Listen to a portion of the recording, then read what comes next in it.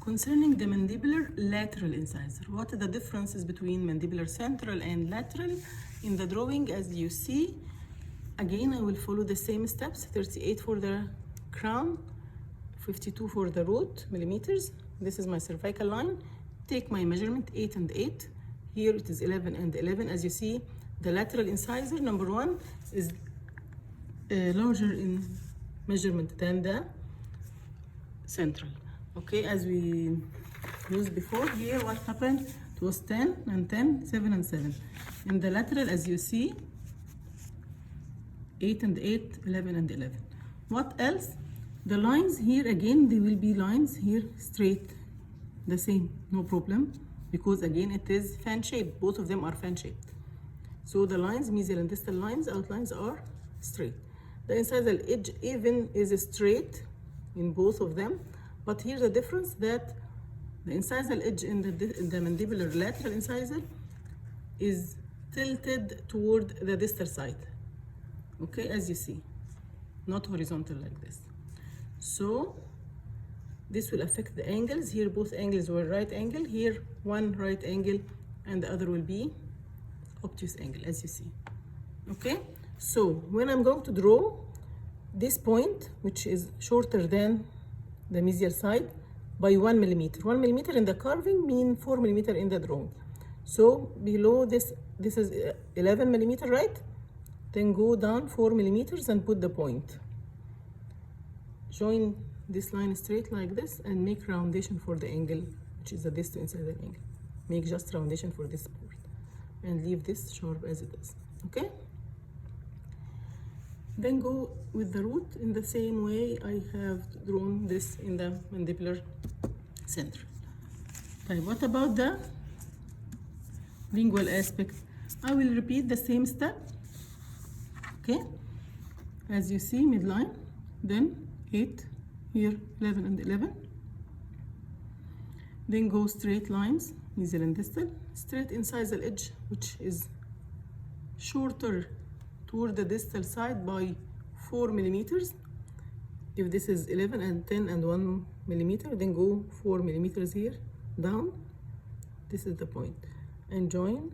Here it will be sharp angle, here it will be rounded angle. Then go for the margins. Again, they should follow the outer surface of the crown. And wait for my cingulum.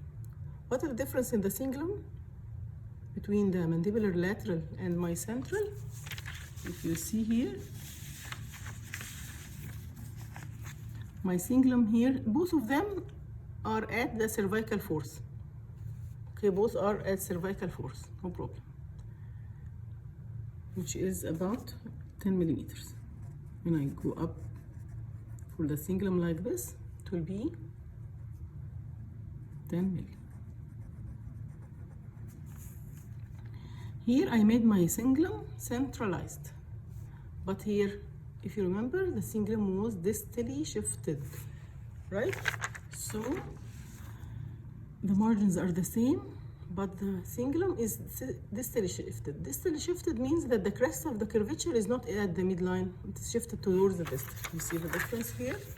The crest of the curvature is in the middle part of the tooth. But here, the crest of the curvature is shifted toward what? The distal half. Okay? Then go with the root in the same manner to a pointed apex that is distally shifted. Okay? Then my proximal sides, I will do the same. Take the line representing the maximum convexity.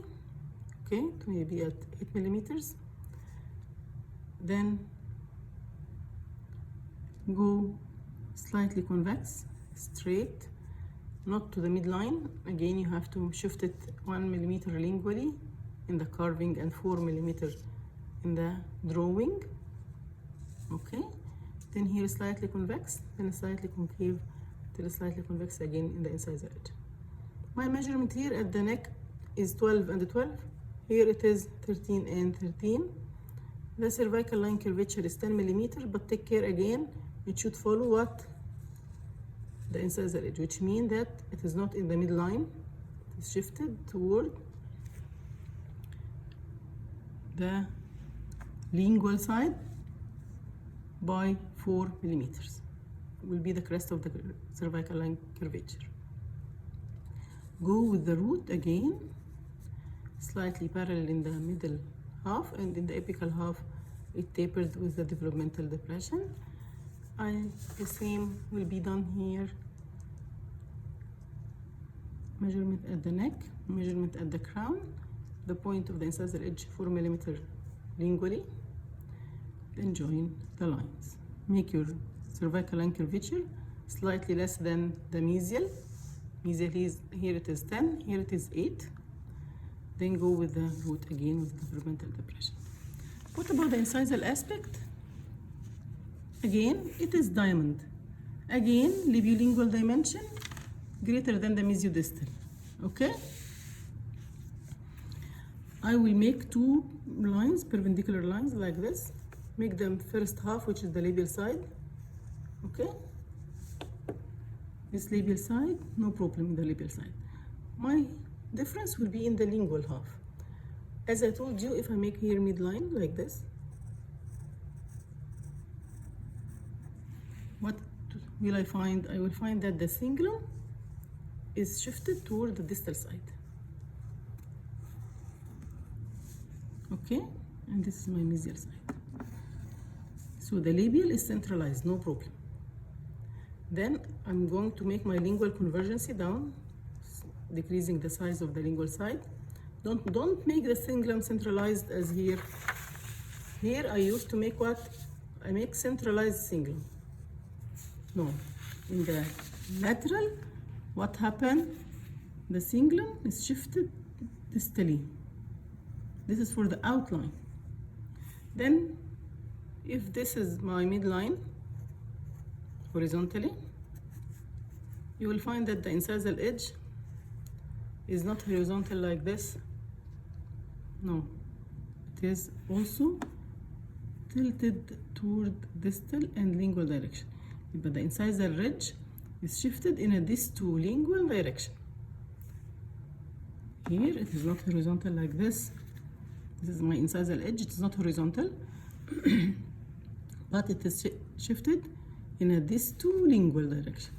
Again, this is my distal and this is my lingual side.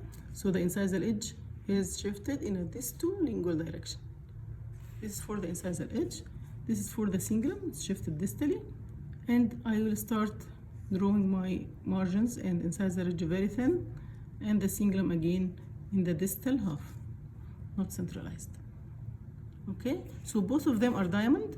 Both of them have labiolingual dimension more than the mesiodistal dimension, but the difference here in the cingulum, as you see here and here is centralized. Here I make shift toward the distal side. Even the incisal edge here is horizontal. Here it is shifted in a disto-lingual direction. These are the main points of differences between the mandibular central and lateral incisors.